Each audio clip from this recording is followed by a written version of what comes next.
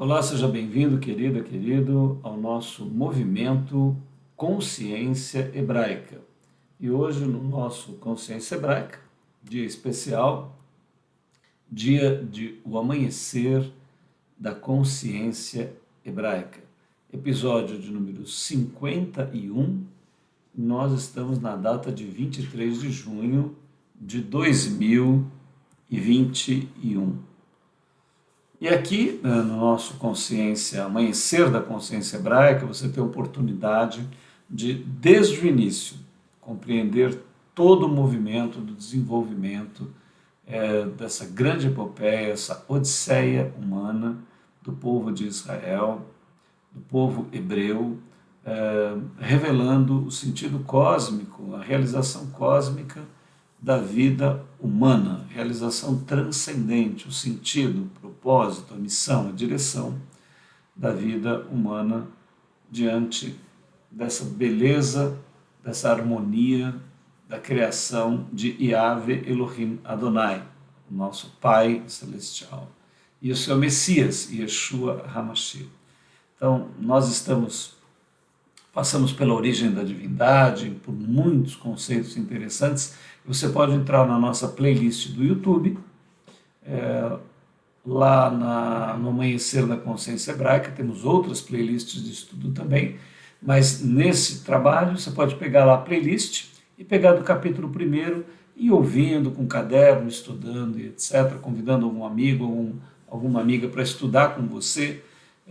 Isso vai ser direção, sabedoria, são milhares de anos de cultura que você recebe gratuitamente e que está contida de Gênesis até o Apocalipse. Nós estamos num momento empolgante, vendo a vida de Abraão, também a vida de Ló, e no capítulo de Sodoma e Gomorra.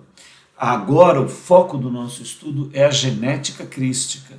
Sim, nós estamos vendo por que tantas árvores genealógicas nos textos pré-messiânicos, textos de Gênesis, e também no Novo Testamento inicia com árvores genealógicas, com descrição. E o principal símbolo da ligação de Yahvé Elohim Adonai com o ser humano é na área genital masculina, a circuncisão. Por quê? Por causa da importância da genética, né? Ou seja, a formação através da genética do povo de Israel, misturada com outros povos também em muitos momentos, é para a formação de um ser humano extraordinário. E esse ser humano nasce de José e Maria, lá adiante, e nós estamos vendo toda essa história e aproveitando a filosofia, a sabedoria, a todo o despertar milenar de uma consciência profunda do sentido e significado da vida humana. E como sempre fazemos aqui no nosso movimento, nós vamos falar um pouquinho por que consciência hebraica, né? Das 4 potencialidades humanas. Você tem o físico, o emocional, o mental e o essencial. Nós estamos agora destacando um pouquinho cada uma delas, né? E hoje nós queremos falar sobre o arbítrio. O arbítrio é uma das funções da faculdade essencial humana. Olha, é muito interessante perceber que na natureza, seja no campo mineral, vegetal, animal, não há arbítrio. Né?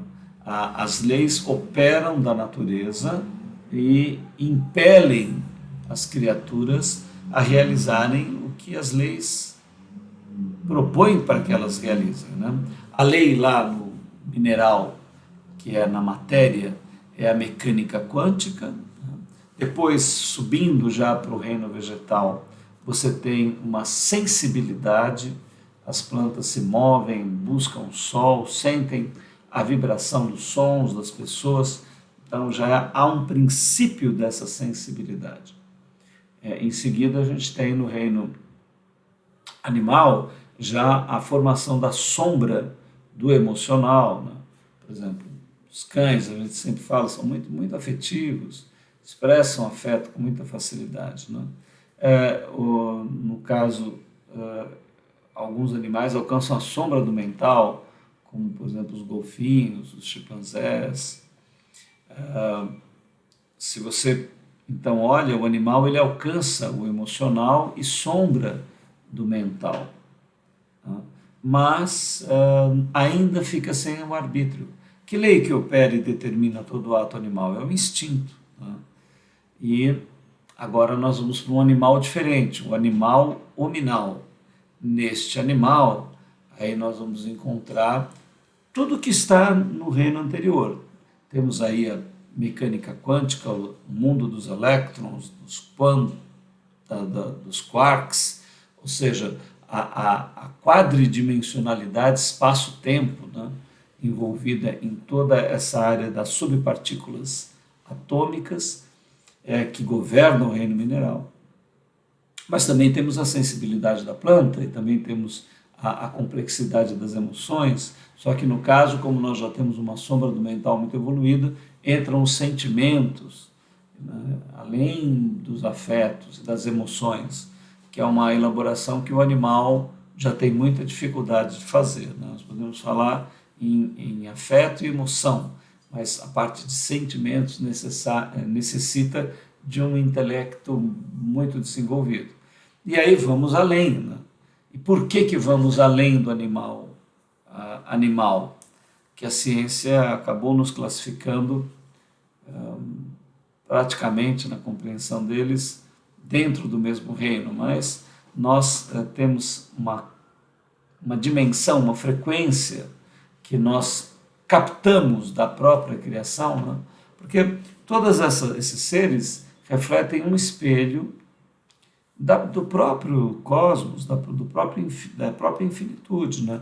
O mineral é uma parabólica que reflete um grau, o vegetal já é uma parabólica mais complexa, reflete a complexidade do cosmos bem com mais acuidade, o animal muito mais, o animal hominal alcança a parabólica programação mais profunda, e aí tem a manifestação da consciência. E o que é o arbítrio?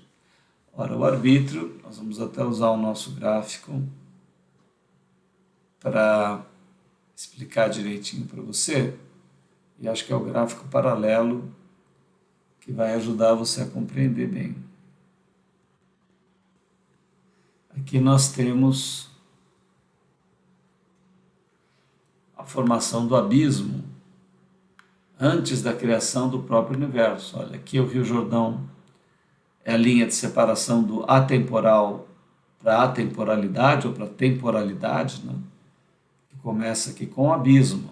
O verbo é que forma tudo, forma o abismo, depois forma o universo. O universo é uma mescla do abismo com o celestial. Então aqui tem celestialidade e abissalidade, né? Evidentemente, o mineral não percebe isso, ele não tem consciência. O vegetal também não, e o animal também não. Mas o animal hominal desenvolve consciência e, portanto, ele sente dois impulsos dentro dele, um celeste e um abissal. Um celeste e um abissal.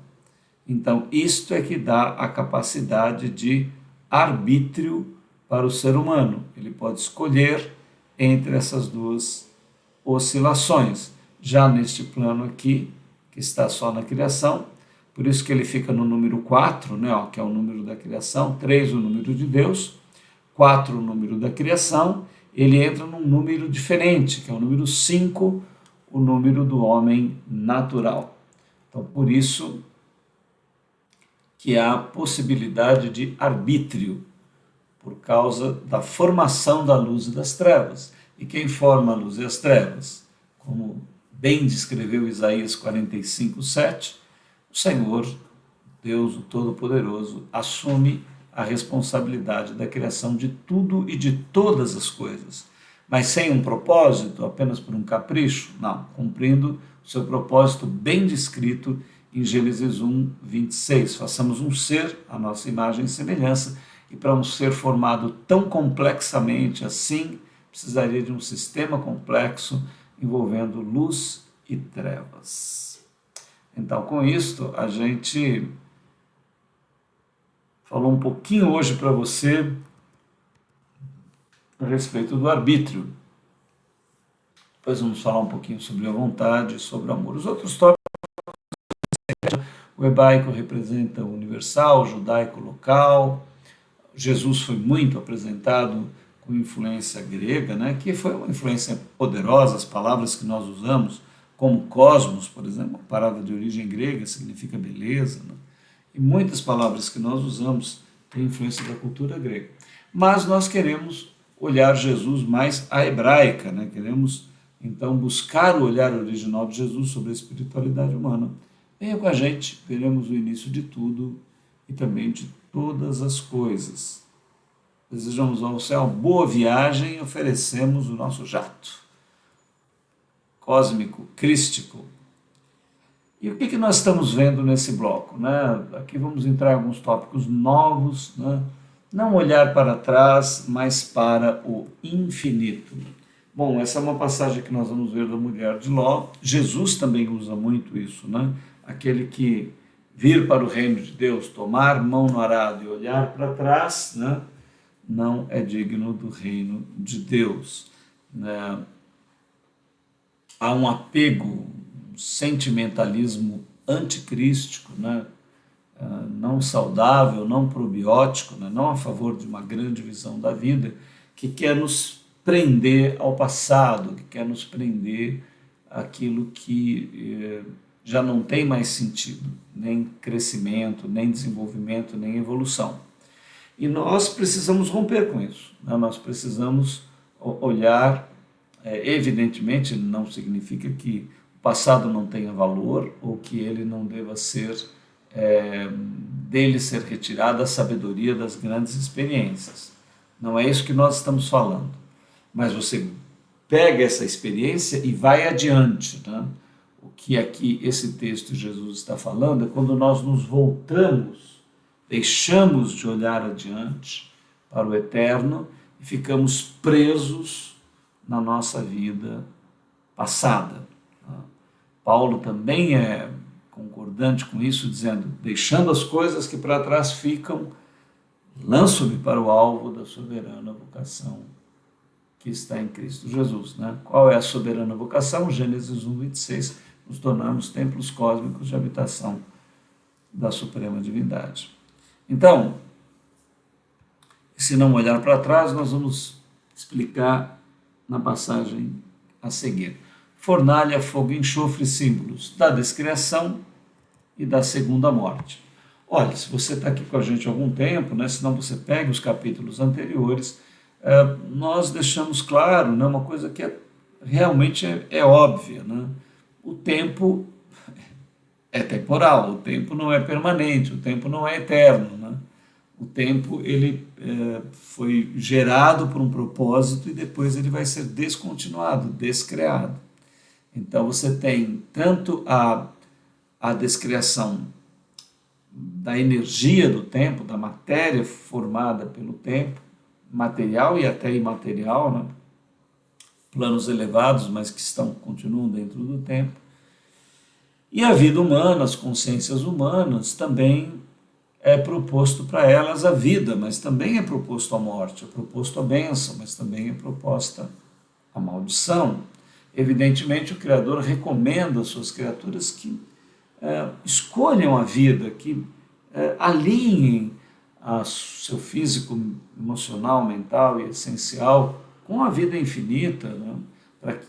O Criador nos quer vivos, nos quer evoluindo infinitamente. Mas ele não pode impor o amor dele, porque senão ficaríamos como o resto da natureza, né? Escravos das leis cósmicas. Né? Não é isso que o Criador quer de nós, ele quer liberdade.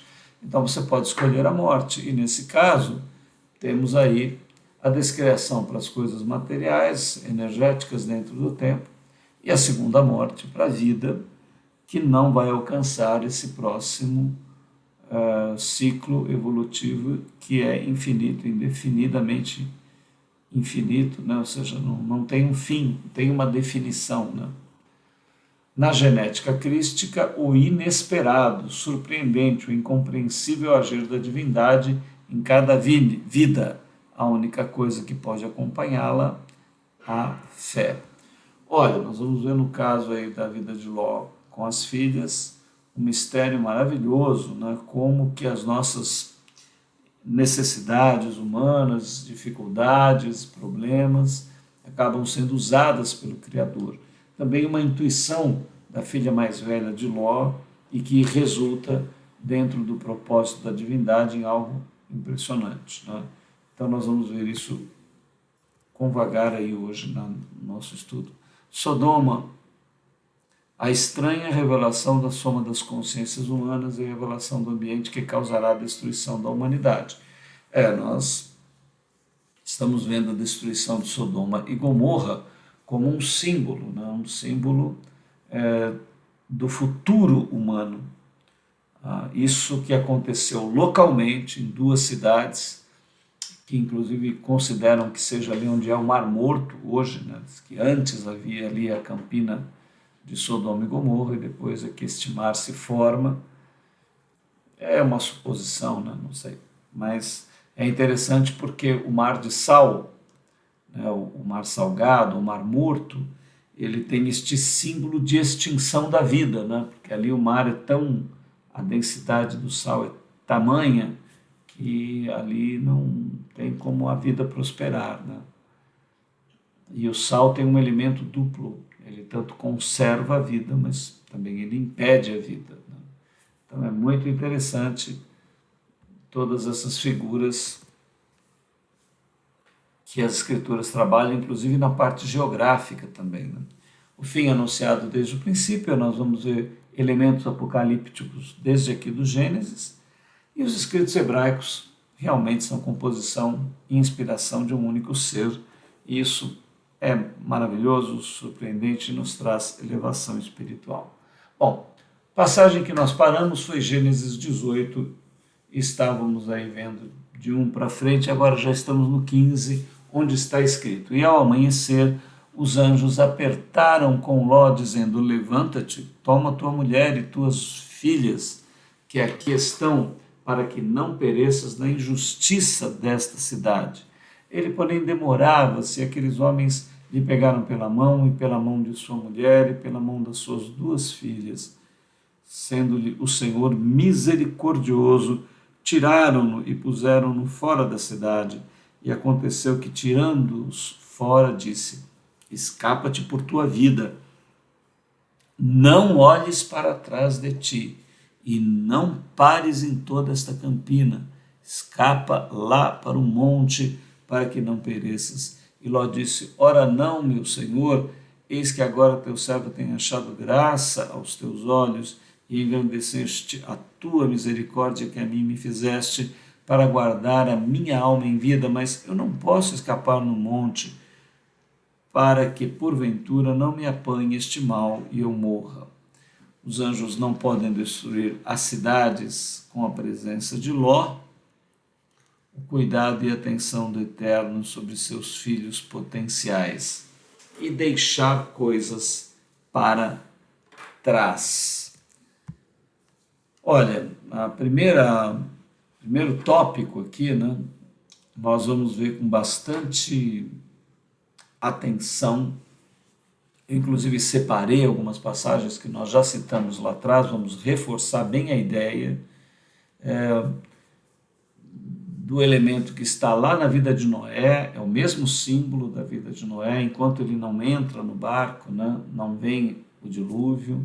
Aqui, enquanto Ló não é retirado, não há destruição, e Jesus vai usar esse símbolo, e lá no Apocalipse, Daniel e o Apocalipse vão mostrar que, infelizmente, ou felizmente, ou cumprindo o propósito de todas as coisas, o anticristo irá destruir a igreja e homens que tenham anelo, desejo espiritual, né? Vai haver uma morte de toda a qualidade crística da terra. E isso depois provoca, inclusive, o próprio fim do planeta Terra, mostrando a vinculação do coletivo das consciências humanas com a energia de manutenção da vida e do planeta, né? Isso é muito interessante, essa conexão que existe entre o plano consciencial e material. Então nós vamos ver isso com detalhes, vendo as passagens. Tá? E aqui, então nós vemos que enquanto Ló não é retirado, né, só quando ele sai é que a cidade é destruída. Então, da mesma maneira, quando Noé foi retirado é que veio o dilúvio para dentro da arca. Né? E lá no final, esse retirar dos crísticos aqui da terra será pela morte. Né? Nós vamos ver as passagens relativas a isso. Agora aqui, o cuidado e atenção do Eterno sobre os seus filhos potenciais, né, mostra assim como que a divindade ela está visando homens e mulheres com uma qualidade. Né? Eu sei que hoje nós vivemos numa sociedade que é tão valorizado, né, tão estimulado, que você busque os seus interesses, que você aproveite toda a sensualidade, sensorialidade, né? Então, isso tudo vai invadindo o nosso coração de tal maneira que nós vamos desistindo da virtude, desistindo da honra, desistindo da justiça, desistindo da honestidade. Né? Mas eu quero estimular você. Eu quero estimular você que os valores continuam válidos. Né? Então, mesmo se você tiver algum prejuízo a princípio, não ganhe tanto ou se prejudique por ser correto. Né? A sociedade está chegando neste ponto. Né? Não desista nunca. Não faça por ninguém, não faça nem pela sociedade. Faça pelo sagrado, faça pelo divino.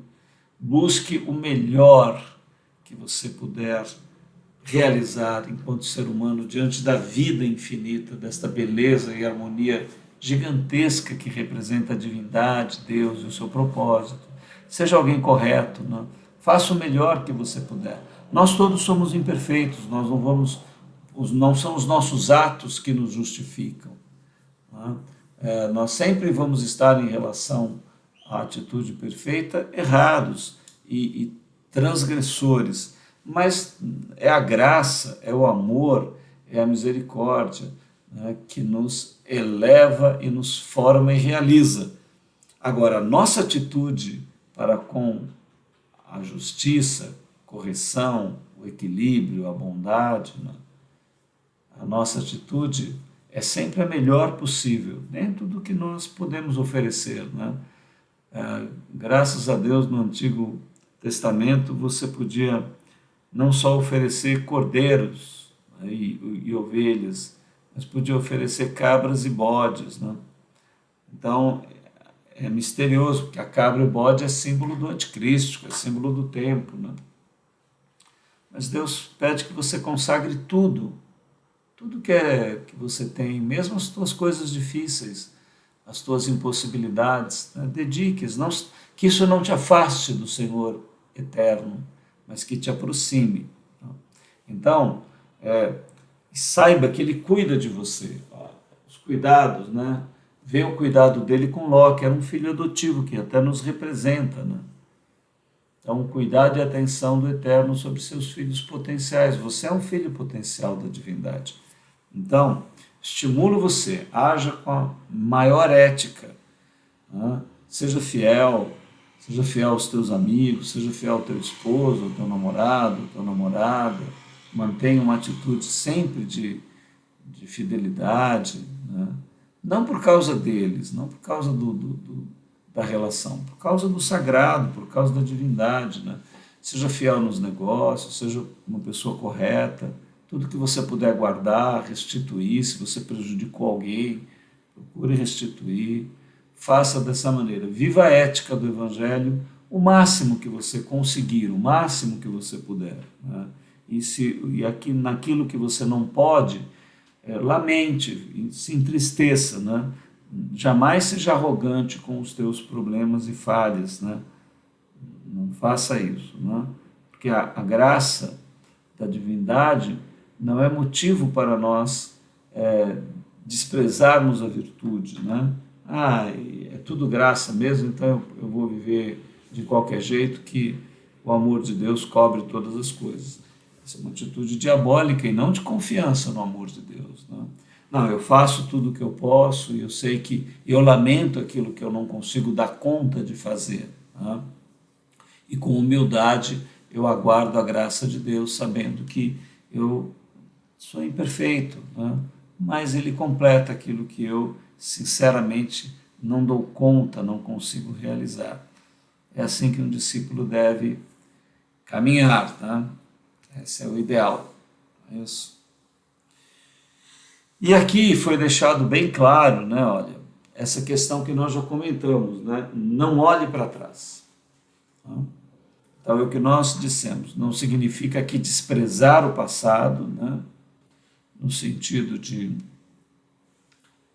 julgar que ele não tem, nada que ficou para trás tem valor. Não. Retira o valor, né? Das coisas, mas não fique preso ao que passou. Siga adiante, né? Você teve desejou muito algo, quis alguém ao seu lado que não pôde ficar com você, né? Ou você queria ter um negócio, ou você queria ter um empreendimento, alguma coisa deu errado, você perdeu recursos, ou nas áreas das amizades, alguns amigos que você gostava muito não conseguiram te dar a devida atenção e não ligaram mais para você, né? Você perdeu aquele emprego, aquele lugar que você tanto desejou. Né? Ok, é triste, né? Lamente naquele momento, mas entenda que não é aquilo, não é para você. Aquilo você vai ter outras coisas maiores, melhores, né? E deixe aquilo que passou, você tire o resultado, né? Tire o proveito daquilo, para que você não faça de novo, não entre de novo na mesma situação. Mas se não tem como, se não há jeito, deixe aquilo, a vida dará jeito àqueles que ficarem para trás. Né? Você não é Deus, você não precisa e não tem condição de cuidar de todos e fazer tudo ao mesmo tempo. Não se sobrecarregue, não é isso, né? Não é isso. Há um fundamento, há um princípio que nós precisamos compreender. Então, deixe as coisas para trás. Né? A mulher de Ló, ela não vai conseguir atender isso, ela fica presa lá em Sodoma e Gomorra. Né? Isso leva à morte dela, e morte espiritual, que vai ser o símbolo que nós vamos ver adiante aí na nossa passagem.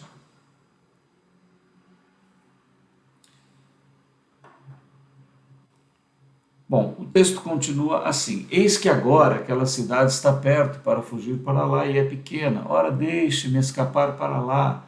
Não é pequena, para que a minha vida viva, alma viva. E disse-lhe: eis aqui tenho aceitado também neste negócio, para não destruir aquela cidade de que falaste. Apressa-te, escapa-te para ali, porque nada poderei fazer enquanto não tiveres ali chegado. Por isso se chamou o nome da cidade Zoar. Saiu o sol sobre a terra quando Ló entrou em Zoar. Então o Senhor fez chover enxofre e fogo do Senhor desde o céu sobre Sodoma e Gomorra e destruiu aquelas cidades e destruiu toda aquela campina e todos os moradores daquelas cidades e o que nascia da terra. E a mulher de Ló olhou para trás e ficou convertida numa estátua de sal. E Abraão levantou-se aquela mesma manhã de madrugada e foi para aquele lugar onde estivera diante da face do Senhor e olhou para Sodoma e Gomorra e para toda a terra da campina e viu, e eis que a fumaça da terra subia como fumaça de uma fornalha. Reflexões nossas, né? Fogo e enxofre, símbolos da segunda morte e da descriação. Estátua de sal, símbolo da destruição da individualidade humana. Maravilha, são esses pontos e Como nós falamos, né, eu vou até apresentar o gráfico para você de novo, para você ir visualizando bem, né, entendendo bem. Olha aqui o nosso gráfico paralelo, nós vamos até ele, eu vou dar uma diminuída nele e você vai ver, olha, tudo que está aqui para baixo dessa linha, né, ó, aqui, se nós olharmos primeiro, lá em cima, né, ó, nós temos aqui a divindade, o eterno, a suprema divindade, né, aqui a unidade, a perfeição.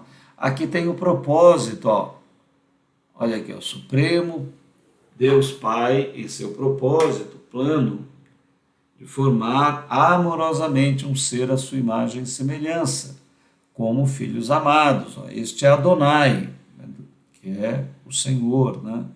Este é Elohim, que são as potências cósmicas, ó, o número 3, né? Poder, sabedoria e ação. Ok. Então o verbo manifesta aqui, ó, o verbo, que é este Elohim, que é a ação criadora de Deus, então manifesta os céus. Agora, quando ele passa dessa linha, ele começa a manifestar o tempo, o que é finito, o que é temporal. Você pode chamar isso de tempo, de morte, de tempo-espaço, ou Satanás, trevas, né? Pode colocar o nome de abismo. E o verbo continua. Então, daqui para cá, entrou no tempo, forma o abismo. Tudo que está no tempo tem princípio, meio e fim. E o universo? O universo é formado da celestialidade e abissalidade. Então o verbo chega até aqui e a gente brinca que nós estamos onde o verbo parou para fazer a curva. Ó. O verbo está parado aqui. Isso que você está vendo aqui para cima é futuro. A subida do verbo vai acontecer no Apocalipse, quando os homens, a terra não produzir mais fruto, ou seja, a qualidade crística será morta pelo anticristo. E aí então o verbo vai fazer o primeiro levante. No primeiro levante, o verbo vai vir daqui até aqui, ó, e forma a descriação do universo. Toda essa energia forma um grande lagar. Essa é a primeira descriação. Depois aqui entra um novo ciclo. Aqui há a ressurreição dos mortos, ou a melhor palavra é a nova geração, porque não há mais corpo de carbono. Aqui você é gerado já sem a qualidade crística ou totalmente com a qualidade anticrística. Aí não tem mais jeito. Né? E depois aí do arrebatamento, do milênio, temos a Batalha do Armagedon. O que é a Batalha do Armagedon? É o verbo subir mais essa etapa aqui, ó, até passar o Rio Jordão. E tudo que está no tempo será descreado. E aqui o abismo vira lago de fogo e enxofre, o que é a segunda morte. Toda a consciência humana que optou pela morte, né, aqui encontrará o seu fim. Então, com essa pequena revisão, né, a gente já fez isso várias vezes aí durante o curso, é bom fazer, você pode parar o filme, ir olhando, vendo as passagens das escrituras, tudo isso vai te dar uma outra condição. Né? Então, voltando para cá, para o nosso texto, você vê aí, ó, fogo e enxofre, símbolos da segunda morte e da descriação. Então agora você entende melhor o que é a segunda morte. A segunda morte está lá no lago de fogo e enxofre, quando o abismo é transformado. E aí tem a final da vida daqueles que não quiseram realizar a vida infinita em Deus, né? Optaram pela morte. É uma opção, é uma opção. Ah, mas ninguém quer morrer. Mas quer sim. Olha a sociedade aí, vê se alguém está buscando a ética, está buscando o valor, tá? Está buscando a santidade. Nem se fala mais, mesmo dentro das igrejas, quase não se fala mais em santidade. Né? Então, aí você vê os jornais, aí, os noticiários, o dia todo, é corrupção, é morte, é crime, é tudo isso. Né? Mas eles não estão vendo o final dessa história toda. Por isso que eu estimulei você ali no começo, dizer, olha, mantenha a virtude. Não seja virtuoso para ninguém, nem para a sociedade, nem para receber elogio de ninguém. Seja pelo princípio ético dentro do teu ser crístico, da qualidade que habita dentro de você. Faça o teu melhor. Né? Não são os teus atos que vão te formar filho de Deus. Não é kármico, não é você pagar com atos bons o que você fez de mal. Não é isso. é graça, é amor. Mas uma vez que você receba a graça, então você procura viver o melhor que você pode, buscar os melhores valores, a melhor disposição, a melhor atitude, né? A graça, ela não afrouxa, ela não ridiculariza o homem se posicionar, a mulher se posicionar eticamente. Pelo contrário, ele estimula muito mais do que a lei, né? A lei fala para você não adulterar com uma mulher. A graça diz, olha, se você sentir desejo, você já adulterou. Né? É muito mais ética, muito mais profunda. Então, nós humildemente sabemos que não podemos cumpri-la, mas o que podemos realizar, realizamos. Não desprezamos a virtude, né? Os valores, a estruturação de uma realidade que leva o homem a um comportamento ético. Então, nós estimulamos você a isso. Então, agora você entendeu melhor isso. E a estátua de sal, né? Símbolo da destruição da individualidade humana. Aqui é muito interessante, porque Jesus usa o sal também como vida, né? Ele fala, olha, vós sois o sal da terra, a luz do mundo, né? Mas o sal, quando ele usa. Porque o sal tem um elemento interessante. Você pega uma carne, por exemplo, e salga ela, né? Ele conserva aquela carne e não a deixa apodrecer. Por quê? Porque ele mata a vida dos micro-organismos que estão ali, ele desidrata toda a vida que está ali, morre, não consegue permanecer viva. Né? Aquelas bactérias que apodreceriam a carne, elas são inativadas, né? Por causa do uso do sal. Então ele tem um símbolo duplo, né? De destruição da vida, mas de conservação. Conservação para aqueles crísticos, né? Destruição para os anticrísticos. No caso da mulher de Ló, ela estava presa com o coração lá em Sodoma e Gomorra. Aquilo entrou dentro do coração dela, né? E ela ficou presa lá, foi olhar para trás e ficou convertida em uma estátua de sal. E novamente aqui a gente vê a atitude de Abraão, né? No momento da destruição, ele está ali olhando para Sodoma e Gomorra, e nós lembramos dele como figura intercessora, né? Abraão representando Jesus diante de Deus, intercedendo por Ló, que representa toda a humanidade, que não teria condição de ser filho de Abraão, mas que foi adotado por Abraão, que seria Jesus, nos adota como irmãos e nos leva a ser filhos do nosso verdadeiro Pai, que é Yahvé Elohim Adonai, o nosso Abba Pai, papai querido, paizinho querido, né?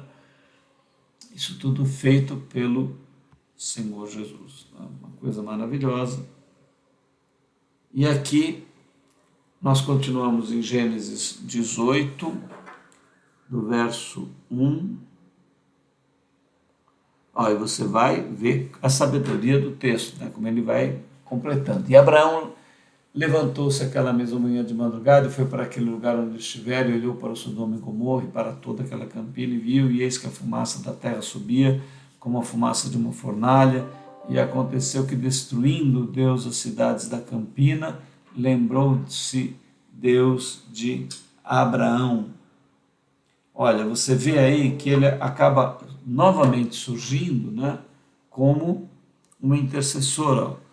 Lembrou-se Deus de Abraão e tirou Ló do meio da destruição. O texto frisa que foi a intercessão de Abraão, derrubando aquelas cidades em que Ló habitara. E subiu Ló de Zoar e habitou no monte, e as suas 2 filhas com ele, porque temia habitar em Zoar, e habitou numa caverna, ele e suas 2 filhas. Então a primogênita disse a menor, nosso pai já é velho, e não há homem na terra que entre a nós segundo o costume de toda a terra.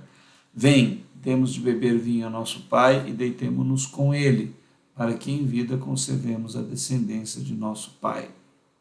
Reflexões, né? Abraão simbolizando o Messias hebreu e Ló, todos os filhos adotivos. Já falamos sobre isso. O trauma de Ló e seu isolamento. Interessante perceber aí como ele fica com receio de ser destruída a cidade que ele está de novo, e ele se isola, né, naquela caverna, né? E aí nós vamos ver um princípio impressionante. Aqui nós vamos já dar isso. Nós vamos falar, eu vou ter 2 slides que vão destacar duas situações diferentes. Primeiro, aquela passagem da destruição, que nós vamos ver agora, os princípios contidos nela. E depois as 2 filhas de Ló, com o que está envolvido nesse processo todo. Olha aqui.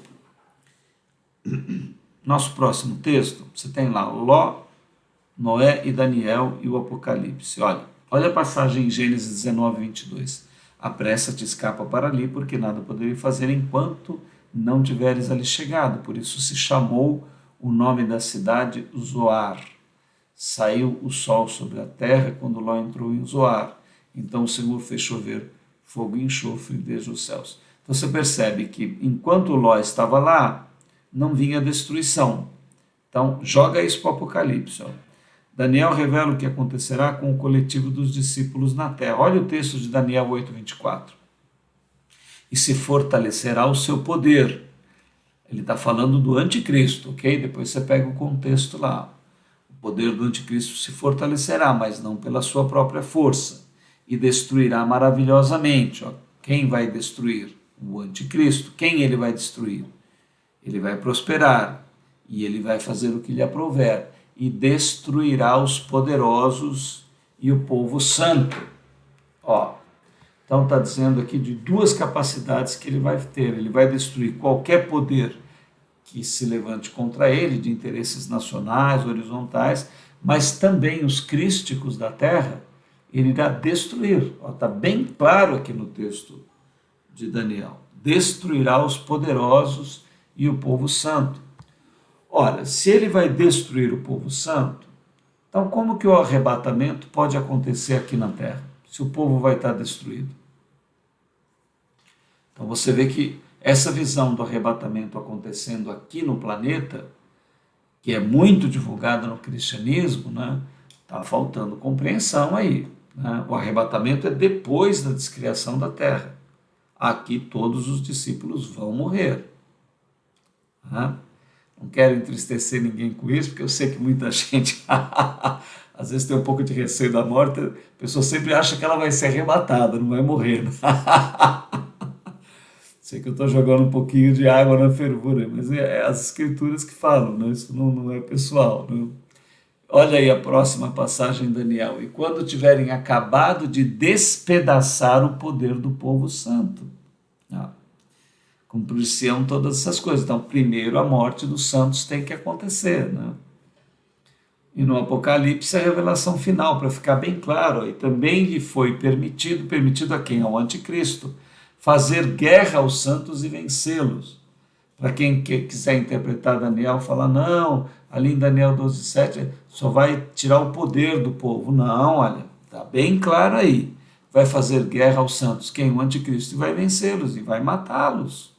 E Deus-lhe autoridade sobre toda a tribo, povo, língua e nação. Então não haverá arrebatamento, porque o povo santo vai morrer. E Jesus dá detalhes.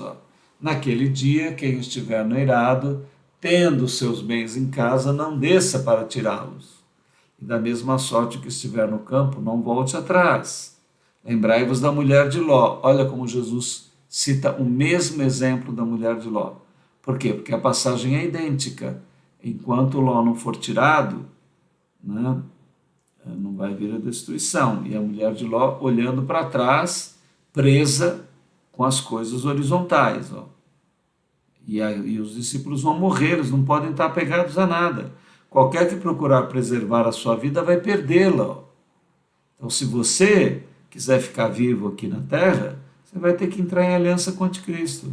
E qualquer que perder vai conservá-la. Por quê? Vai morrer pelo evangelho. Digo-vos, naquela noite estarão 2 numa cama. Um será tomado e outro será deixado. Qual que é o deixado? O que concorda com o anticristo.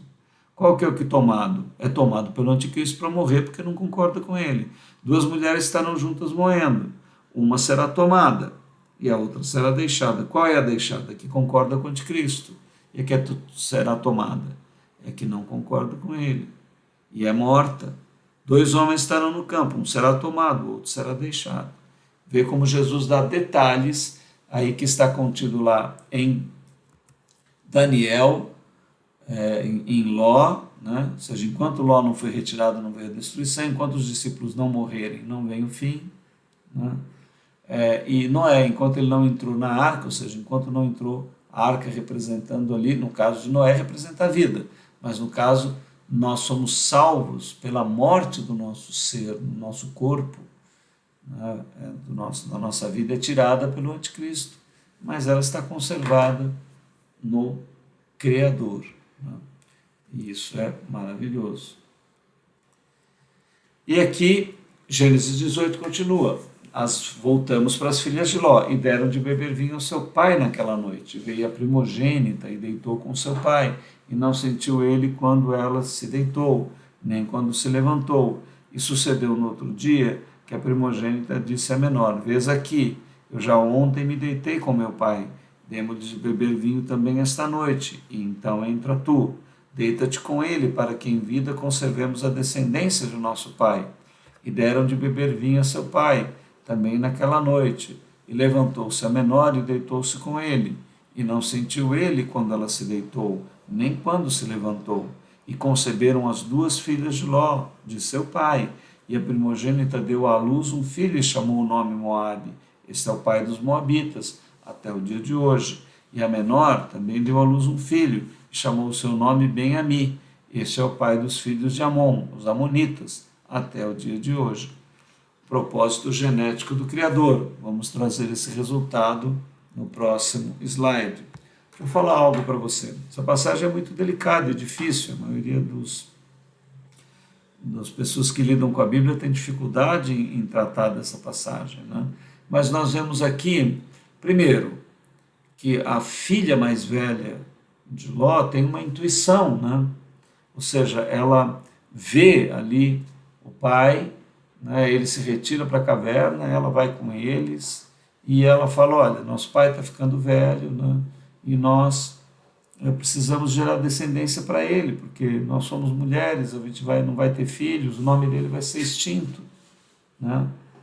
Então, isso não foi um ato libidinoso, né? Inclusive a presença do vinho, essa embriaguez que o Ló é deixado, né?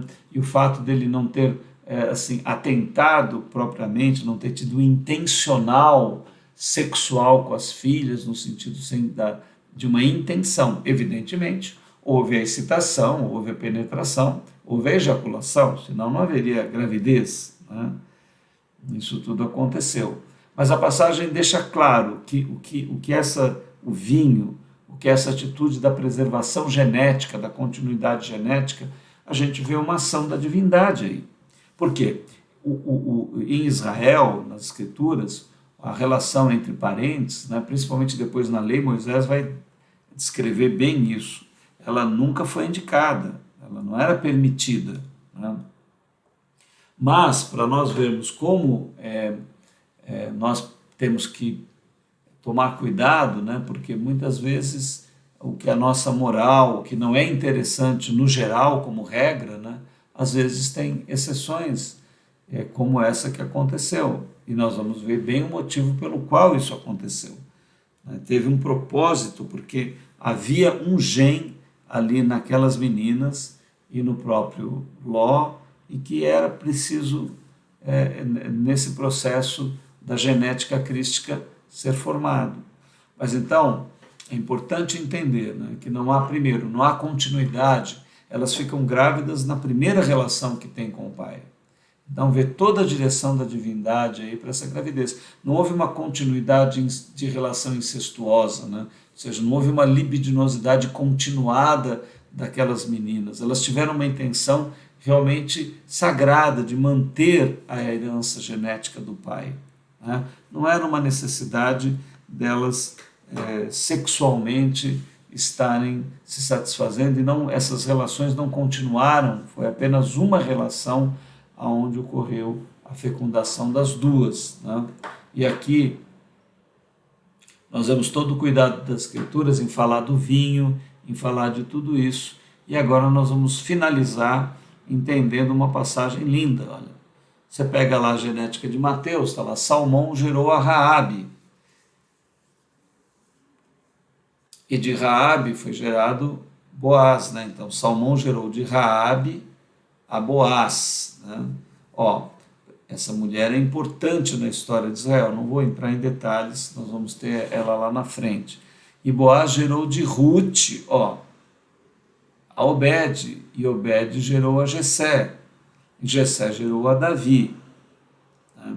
Então Ruth é mãe de Obed, e ela é avó de Jessé, e ela é bisavó do rei Davi, a Ruth. E quem é a Ruth? Ó, a concretização genética do propósito intuitivo da filha de Ló. Então, Ló teve uma direção, a filha mais velha de Ló teve uma direção, uma intuição da divindade, né? E é inclusive do descendente dela que estava o propósito. Ela era primogênita, ela vai gerar Moabe, e Ruth vem dos Moabitas. Se ela não tivesse tido Moabe, a Ruth não nasceria. Se a Ruth não nascesse, não nasceria o Obed, nem o Jessé e também o Davi, o rei Davi não nasceria. Você percebe?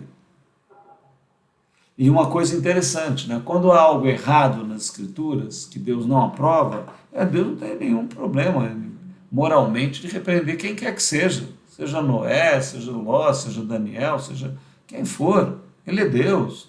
Ele não fala nada no caso de Ló. Não tem uma palavra de Deus dizendo, olha, foi impróprio, as meninas não deviam ter feito isso, etc. Nada, Deus não fala nada. Por quê? Porque teve uma direção. E agora aqui nós vamos ver com clareza a direção que teve. Olha lá, que texto maravilhoso vai ser gerado, ó, no livro de próprio Ruth. Então essa mulher maravilhosa que vem dos Moabitas, tem um livro na Bíblia dedicado a ela. E era o nome deste homem Elimeleque, e da sua mulher Noemi, e dos seus 2 filhos Malom e Quilom, efrateus de Belém, de Judá. Olha Jesus aí vindo da área de Belém, né? Os parentes dele, a parentada dele está toda lá. E chegaram aos campos de Moabe, ficaram ali, e morreu Elimeleque, marido de Noemi, e ficou ela com seus 2 filhos, os quais tomaram para si mulheres moabitas, e era o nome de uma órfã, e o da outra Ruth. Olha a Ruth aí, que vem lá dos moabitas, que vem lá do filho da relação da primogênita com o Ló. Agora, então, toma todo o sentido. E ficaram ali quase 10 anos. 10 é o número dos homens gerados, seres humanos gerados à imagem e semelhança de Deus. Olha o número 10 aí, né? Então, Deus está dirigindo tudo isso. Mesmo essas mortes, tudo isso que acontece, tem um propósito, né? O plano de Deus é perfeito. E morreram também ambos, Malom e Quilom, ficando assim a mulher desamparada dos seus 2 filhos. Olha quanta tragédia, quanta dor, né?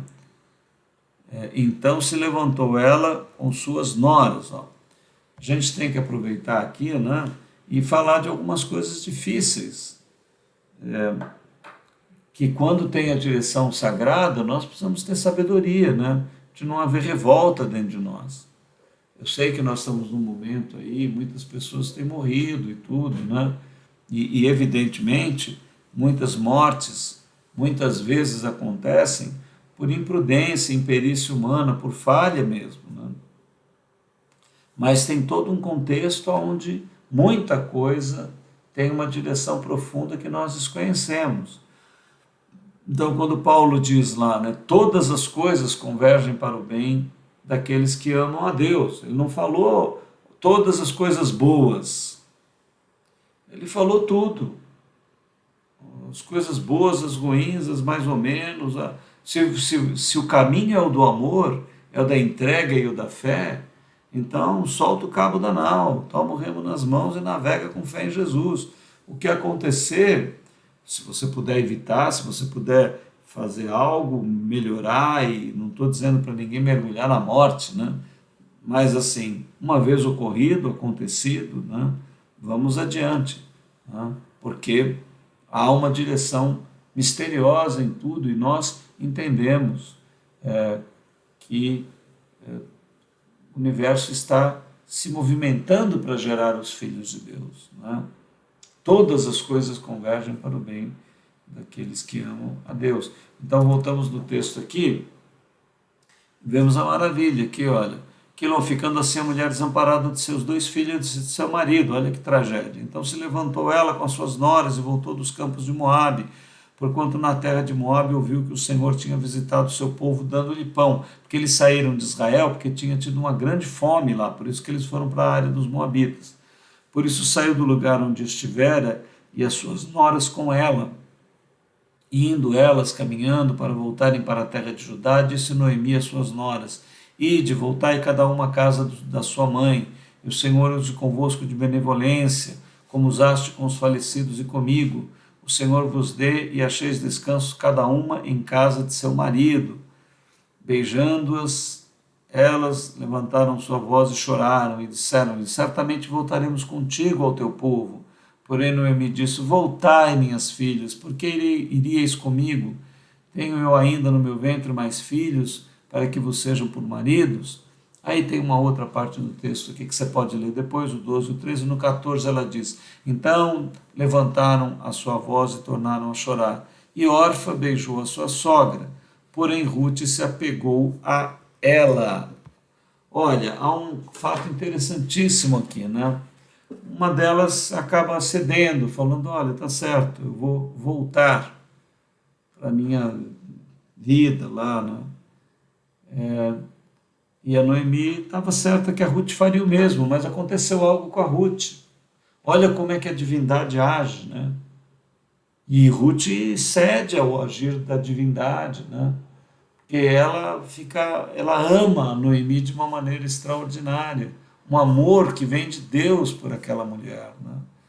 E mesmo diante de toda a tragédia, mesmo com a possibilidade de não casar mais, de ficar ali, mas ela quer apoiar a sogra dela, ela sente um amor, ela sente uma convicção, ela sente fé.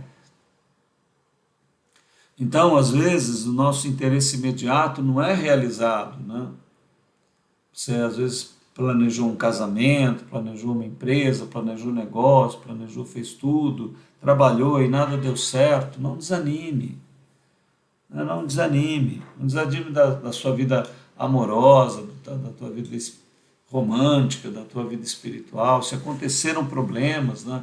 Se você já liderou uma igreja, já liderou grupos, né? Se tudo isso se desfez, se aconteceram perdas, né? Ruth, diante de toda essa tragédia, né? Ela segue o caminho do amor, ela ama a sua sogra de uma maneira sagrada, né?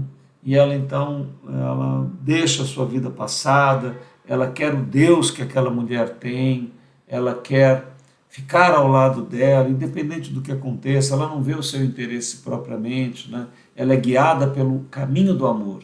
E isso é realmente algo maravilhoso. E aqui, olha o resultado disso, que coisa linda. Por isso disse Noemi, né? Disse Noemi: Eis que voltou tua cunhada ao seu povo e aos seus deuses. Volta tu também após tua cunhada. Disse, porém, Ruth: Não me instes para que te abandone e deixe de seguir-te, porque aonde quer que tu fores, irei eu, e onde quer que pousares, ali pousarei eu. O teu povo é o meu povo, e o teu Deus é o meu Deus. Onde quer que morreres, morrerei eu, e ali serei sepultada. Faça-me assim o Senhor e outro tanto, se outra coisa que não seja a morte me separar de ti. Vendo Noemi de todo que estava resolvida, aí com ela deixou de lhe falar. Deixa eu falar algo para você. Se Ruth tivesse visto os seus próprios interesses, ela não seria bisavó do rei Davi de Israel, não teria um livro na Bíblia e não seria uma das pessoas que acabou dando sequência à geração do Messias de Israel, o Senhor Jesus. Então, se a tua vida está em adversidades, se você tem perdido coisas, se você tem perdido, às vezes, a tua família, teu negócio, se você tem perdido a esperança de um amor, de uma casa, de alguém, de um trabalho, né? Mas se Deus há na tua vida, se Cristo há em você, continue, ame, nunca deixe o caminho do amor, continue amando, continue insistindo, continue exercendo fé. porque só isso já será alimento para o teu coração. Se nada acontecer, porque Ruth não faz isso esperando ter um livro na Bíblia, esperando casar, porque ela vai se casar, né? Elas eram pobres, elas estavam ela fazer essa opção, ela ficou na linha dos miseráveis em Israel, porque Noemi volta sem nada, uma mulher que não tinha nenhuma reserva financeira, uma mulher que não tinha propriedades, que não tinha nada, e tinha perdido tudo. E Ruth não quer largá-la, não quer deixá-la, né? Então, não deixe o teu Deus, não deixe o Senhor Jesus, né? Não deixe toda essa grande maravilha que nos é dada, essa visão transcendente da vida, não deixe a ética, o valor, a virtude, o amor, a graça que te chama para uma realização infinita que está em Deus. Mesmo que você tenha problemas, dificuldades, até mesmo se você tiver que perder a tua vida, como Ruth teve essa disposição, disse, olha, onde você for eu vou ficar do teu lado, se você pousar num lugar eu vou ficar ali, o teu Deus é o teu Deus, eu agora sou do teu povo, e aonde você morrer eu quero morrer também, eu vou ficar do teu lado, eu quero estar junto. Isso vinha de Yahvé Elohim Adonai, o Espírito de Deus movia Ruth. E se o Espírito de Deus tem te movido, tem falado ao teu coração, siga o caminho do amor. Nós somos o Movimento Consciência Hebraica e desejamos a você alegria, contentamento, uma visão transcendente da vida. Nós estamos no YouTube, né? Indique o nosso canal para alguém que você ama, que gosta de estudar. Deixe o seu like, faça um comentário. Nós também temos lá o Telegram, né? Estamos melhorando as nossas redes no Instagram e Facebook, queremos deixar os filmes disponíveis lá. Estamos trabalhando para isso, na linha do tempo isso acontecerá. Nós desejamos um Shalom Adonai, um Salem Aleikum, que a paz do Eterno, do Sagrado e do Yeshua HaMashiach, nosso Cristo, Senhor Jesus, esteja sobre a tua vida. Até o nosso próximo encontro na nossa semana que vem.